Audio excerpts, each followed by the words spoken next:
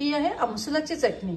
आपल्याकडे पितृपक्षात श्राद्ध पक्षाला वडे, तांदूळाची खीर आणि आमसुलाची चटणी हे लागतं। तर आज मी तुम्हाला त्यातली आमसुलाची चटणी कशी करायची हे दाखवते। ही चटणी तेव्हाच करायला पाहिजे असं काही नाही, तुम्ही मध्ये जरी करून ही चटणी खाल्लीत तरी ही चटणी अतिशय टेस्टी लागते। तसंच ही पाचक आहे, पित्तशामक आहे।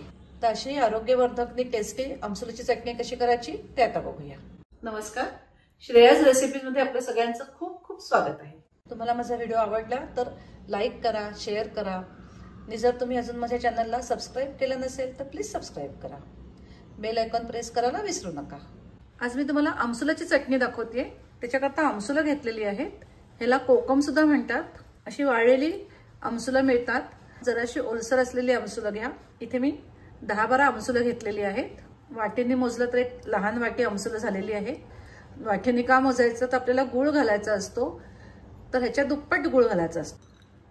आता आपल्याला हे आमसुला थोडा वेळ भिजवून ठेवून द्यायचे आहेत। एका बाउलमध्ये आमसुला घेतलेली आहेत। आता त्याच्यामध्ये गरम पाणी घालते। आमसुला भिजतील एवढं घालायचं।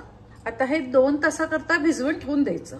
मिनिमम 2 तास, जास्तीत जास्त 3-4 तास भिजवलं तरी चालेल। जास्त वेळ का भिजवायची की त्याच्यामुळे हे आमसुला अगदी मऊ होतात आणि आपली चटणी सुद्धा अगदी फाईन होते, अगदी स्मूथ होते।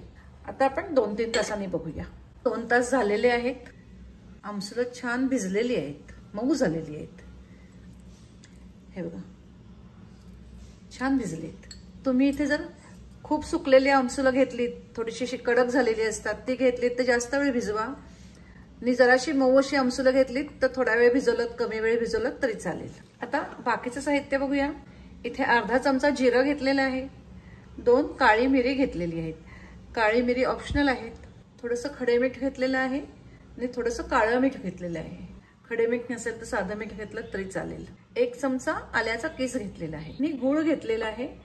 जेवढी आमसुला घेतली होती त्याच्या दुप्पट गूळ घ्यायचा आहे। ह्या चटणीत तुम्हाला हवी असेल तर तुम्ही हिरवी मिरची किंवा थोडंसं लाल तिखट घालू शकता, पण ही चटणी पाचक आहे, पित्तशामक आहे, त्याच्यामुळे तुम्ही मिरची तिखट काही घातलं नाही तरी चालेल।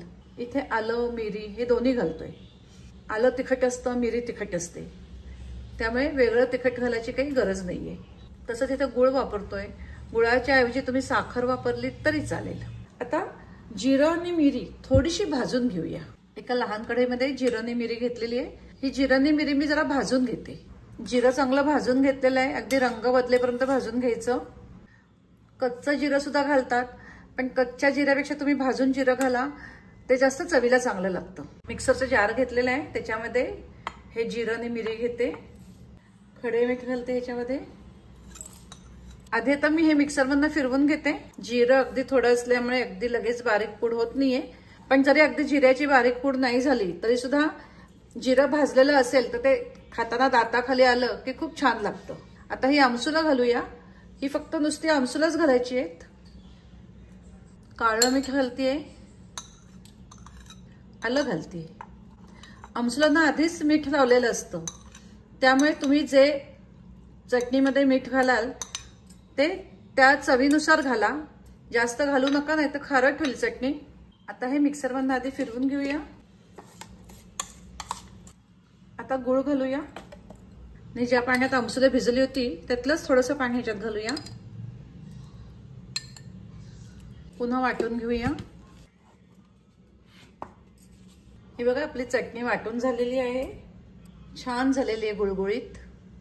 आपल्याला जेवढी सैल हवी तेवढ्या हे कोकमाचं पाणी मिक्स करायचं, पण जास्त घट्ट नको आणि जास्त सैल सुद्धा नको, अशाच कन्सिस्टन्सीची हवी ही। तुम्ही जर ताजी कोकमा घेतली तर त्याचा रंग छान आमसुली येतो, पण कोकमा जर जुनी झाली असतील किंवा आमसुला जुनी झाली असतील तर थोडासा काळपट रंग येतो। बघा, अशी ही आपली आमसुलाची चटणी तयार झालेली आहे।